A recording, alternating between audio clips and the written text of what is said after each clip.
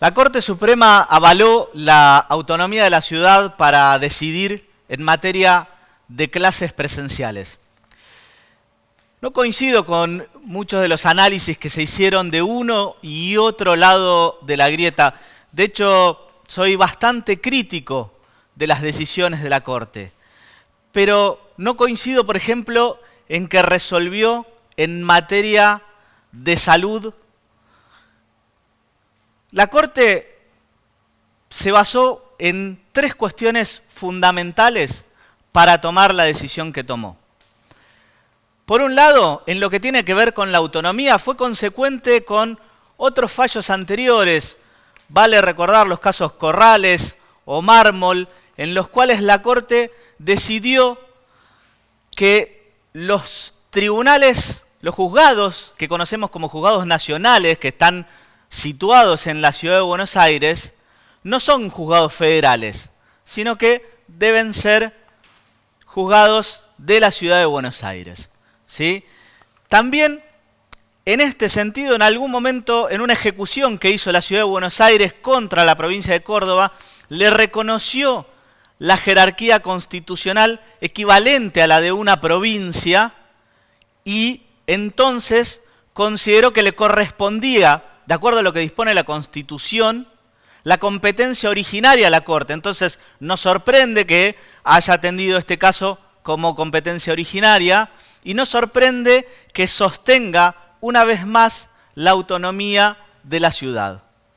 Por otro lado, otro de los puntos principales tiene que ver con la limitación que le puso el año pasado al gobierno de Formosa de Gildo Infran cuando no permitía ingresar a los ciudadanos formoseños por esta suerte de frontera interna que había establecido.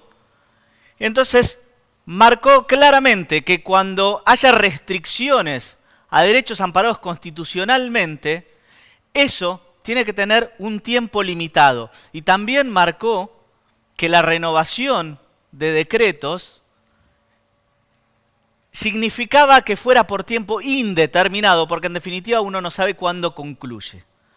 Entonces, hasta acá tenemos dos puntos que son claros, en los cuales viene haciendo lo mismo que venía haciendo hasta ahora.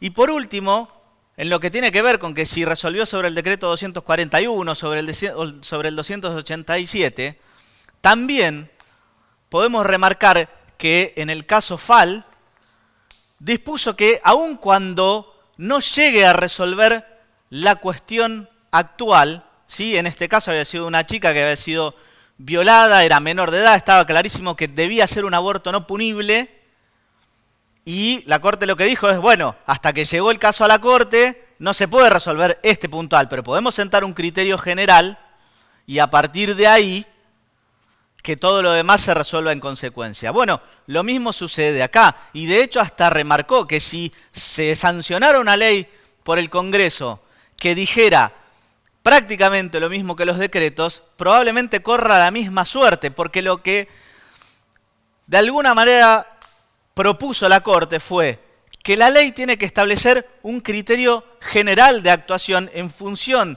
de parámetros que sean claros, como puede ser lo que denominan el R, que es la cantidad por la cual se van contagiando o se va incrementando el contagio, la cantidad, por ejemplo, de contagios por cada 100.000 habitantes, la ocupación de camas de terapia intensiva o la ocupación total de los hospitales. Esos son parámetros claros y en los cuales si se establecen criterios generales de actuación, probablemente la Corte sí lo convalide, ¿sí? Distinto es convalidar, bueno, una delegación y que en definitiva termine siendo lo mismo. Ahora, ¿es esto una actitud golpista a la Corte? A mí me parece que hay una sobreactuación.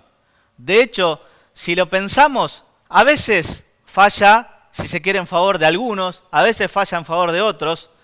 Si uno lo mira por ahí un poco desprendido de uno y otro lado de la grieta, lo que se puede ver es que fallan en general en favor de la continuidad de las instituciones, porque, por ejemplo, también el año pasado, cuando Cristina presentó la acción declarativa de certeza para que autorizara las sesiones del Congreso por vía remota, no solo dejó claro que lo autorizaba, sino además dijo, es uno de los tres poderes del Estado, se puede autorreglamentar de la manera que le parezca en la medida que consiga las mayorías.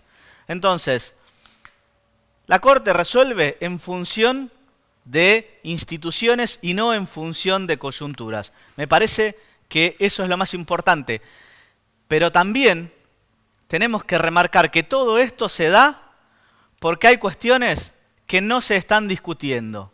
Por ejemplo, ¿por qué no tenemos vacunas? ¿Por qué los intereses de las grandes corporaciones, de los grandes laboratorios, están por encima de los intereses nacionales?